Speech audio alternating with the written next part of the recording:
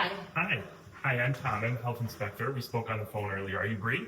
Yes, the broken Great. window's over here. Let me show All you. right. Well, nice to meet you, but there's a couple things I want to cover first before we get started. Okay. A couple questions for you. How many people are currently living here? It's just me, and then I'm due at the end of August. Okay. So no children under the age of 6? Nope. No, not yet. Okay. All right. If there were any children under 6, I'm required to offer lead determination. Well, I do watch my brother's kids here, like Monday, Wednesday, Friday. I babysit for him. Okay. Unfortunately, we can only give a lead determination if the child lives in the residence. Okay, so can you come back once the baby's born? Absolutely. Once the baby is born, we can schedule an inspection. But legally, we can't offer the inspection until the child is living here. Okay. I can check the CLIP database to see if there are any lead records for the property. And if there are none, just give me a call once the baby is born and we can come out and do that inspection. Okay, are there things I should do before that inspection can take place? Yeah, absolutely. So in the meantime, you want to worry about things, we call them friction surfaces. So if there's any wood windows that are painted, the edges of doors that rub when they're opened and closed. And then when your baby's a little bit bigger, you're also going to worry about mouthable surfaces, so like the edge of a windowsill that are at the level of a toddler.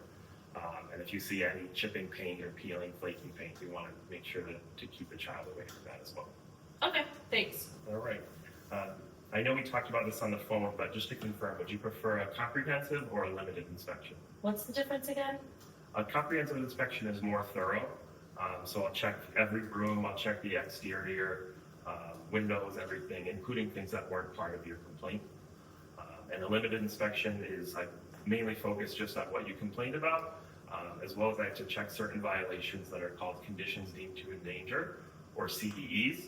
And those CDEs allow you to exercise certain legal rights and generally require the violation to be corrected quicker. Good. I think I'm good with just a limited inspection. Let me show you the window. It's right over here. Okay, well, hold on one second. Just want to go over the CDE checklist, and then we can focus on your specific complaint. Okay. It can be helpful to ask the occupant about each CDE. They live there and are familiar with the conditions. However, do not rely solely on their statements. You must make all observations yourself. Sometimes going through the list will remind occupants of issues that they forgot about or didn't know could be considered violations. All right, so now I'm going to check your water temperature. Make sure to wait a moment for the water to warm up to its maximum temperature. If the water is slow to warm up, record the temperature after it has been running for 2 minutes. After 2 minutes, it would be safe to say that the quantity and pressure of hot water was not sufficient to satisfy ordinary use of the fixture. Do you ever have any issues with your water temperature? No, it gets pretty hot, which I actually really like. Okay. It's actually a little bit too hot. Oh. The correct range for a sink is from 110 to 130, so it's a little too hot, which could be a risk. Could scald. All right, the water pressure looks good. I'm not seeing any leaks or anything, so that all looks great. All right, should I...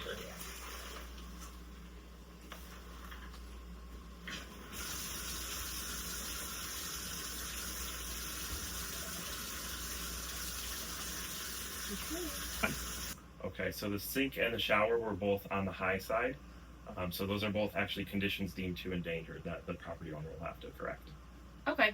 Even though I like it high like that? Yeah, unfortunately, it's a safety issue, so we have to make sure it gets corrected. Okay. All right, so next I'm going to check the heating temperature because it's heating season. So it looks like your thermostat is on. So now I'm just going to head towards the center of the room. The code requires me to test the air temperature at a height of about 5 feet and 5 feet from an exterior wall. So I actually have 2 different types of thermometers here and just going to check with both of them. The inspector should use a calibrated probe thermometer or a temperature humidity meter to measure the ambient temperature. Do not use an infrared thermometer. Infrared devices measure surface temperature, which can be affected by sunlight or utilities behind walls. What does it have to be during the day? During the day, it has to be 68 degrees, and overnight, it has to be 64 degrees. So it's coming in right at about 70, so that's perfect. And while I have you here, I thought I read something in the code that says the temperature can't ever exceed 78 degrees because in the summertime it gets up to like 85 up here. So does he have to provide air conditioning in the summer? No, that's actually a confusing part of the code. There's no temperature requirement for the summer.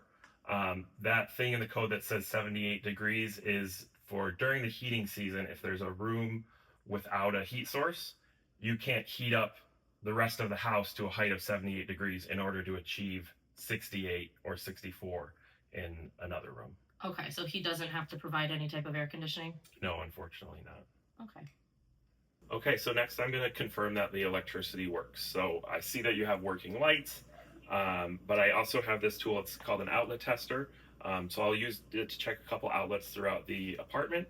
I can test any 3-prong outlet and it will confirm the wiring is correct.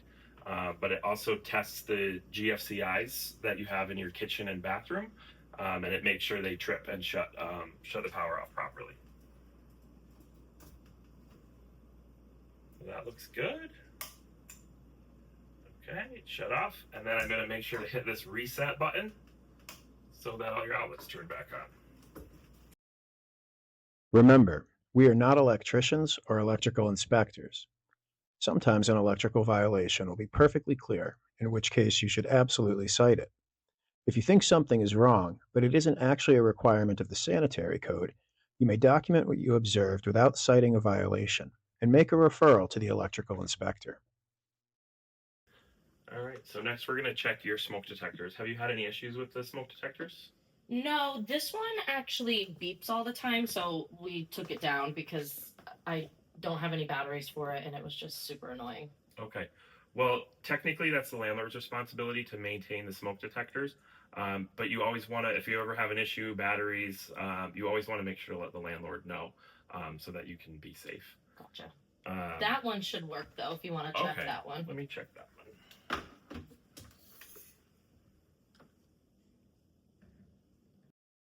Smoke and carbon monoxide detectors may be separate or combined. Check the labeling on the unit if accessible. When testing a combined unit, it may provide a verbal alert and test both functions. Carbon monoxide detectors may not be required if there are no combustion appliances and no attached garage. Always check in with your local fire officials for assistance if needed. All right, so it looks like that one's all set, but I do have to make the citation because of the missing smoke detector. The property owner will have to fix it. That's a CDE. And I also have to let the fire department know that there's a missing smoke detector. Okay.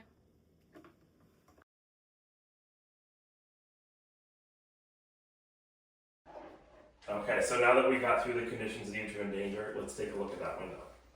Okay, so this is the window. It's kind of a pain to open and it falls right back down. It doesn't stay up on its own.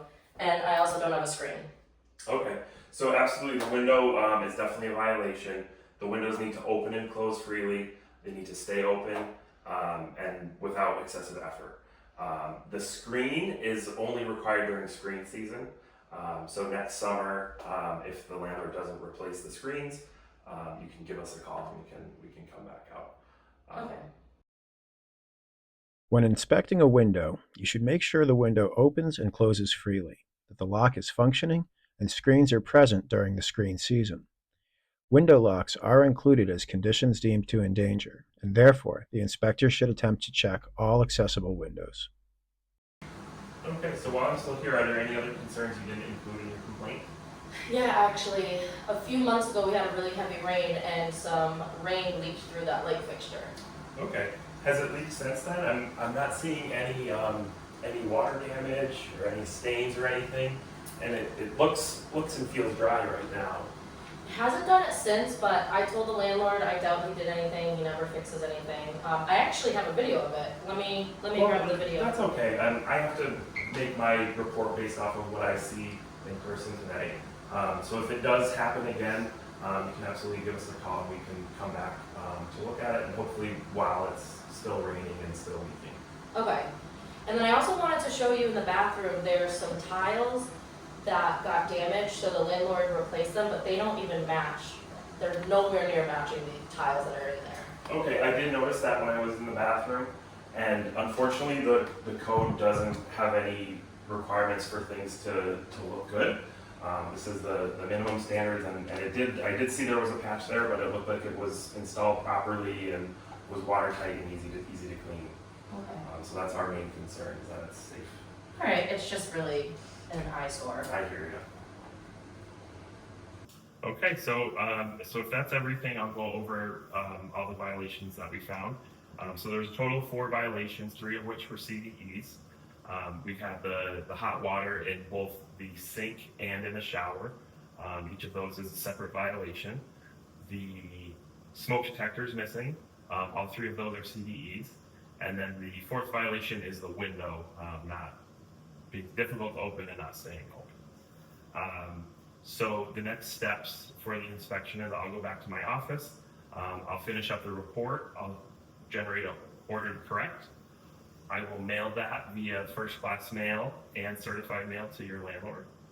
And then the landlord will have 24 hours from receipt to make a good faith effort on correcting the CDEs, and we'll have 30 days for the window. Okay, so he'll have to correct the conditions deemed to endanger by tomorrow. Technically, no. So it's the timeline starts when he receives it. With certified mail, sometimes it can take a few days before they get it, and then they have to make a good faith effort. So for certain violations, something like a pest violation, or even if the window was a CDE, it can, if they have to order or hire a contractor, it can take a lot more time to get it done. So we would want to see a contract or receipt or something to show that they're working towards getting that violation corrected. Okay, am I gonna get a copy of all this paperwork? Yes, so I'll send you a copy via regular mail. And if you would like, I can also provide a summary of the inspection today. But I do just want to let you know that this is just a summary. Sometimes when I go back to my office and I'm reviewing everything and double checking the code, sometimes I do have to make minor changes. Okay, I have court on Friday, so can you email me all of the paperwork today? Yeah, I can absolutely send you an email when everything is all done. But I will also still send you a copy first class because that's what the code requires. Okay. So as a reminder, one thing is the code requires you to provide reasonable access to the landlord to make the repairs, or any contractors that are hired to do the repairs. I also want to provide you with my business card. If you have any questions, feel free to give me a call. Also, this is the occupant's legal rights and responsibilities. So this details your rights that you get because there were CDE violations. There's also some information regarding legal aid. I'm not a lawyer, I can't answer legal questions for you, but if you do have any questions, you can contact masslrf.org to find legal aid. Okay, so can I start withholding my rent today? I can't answer that for you. If you're considering that, I would recommend reviewing the document here and contacting masslrf. Okay. So here's all that. And once I know the landlord received the letter, I'll be in contact to schedule a reinspection. Okay. Thank you. Thank you.